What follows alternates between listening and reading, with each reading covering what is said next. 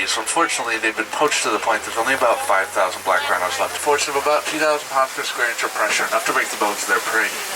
You see what one of them, at least the one that has its mouth open, that's to keep themselves cool.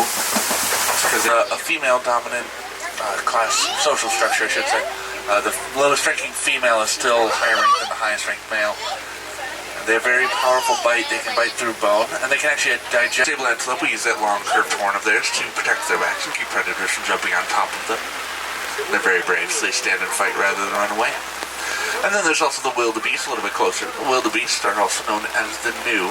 That's spelled G-N-U. They spend most of their time standing. They don't like to sit or lay down too much. That exposes their necks to predators, makes them vulnerable.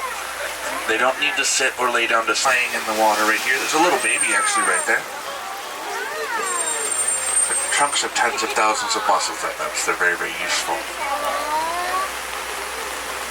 Very, very complex. And there's a little baby emerging from the water. It's very, very small, probably only about a year old.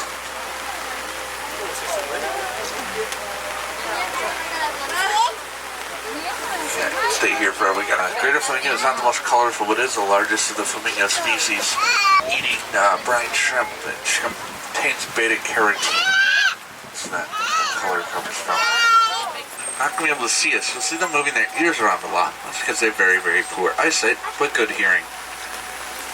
The males will stay at home to protect their pride, but when the females return from the hunt, they are inactive most of the day, about 16 to 20 hours.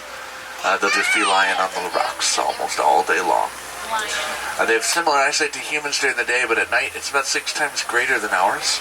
And they're patting on their paws, able to take over the burrows of other animals. And then they'll use their tusks for horns like a scimitar sword. Those horns are fairly thin, a little bit brittle.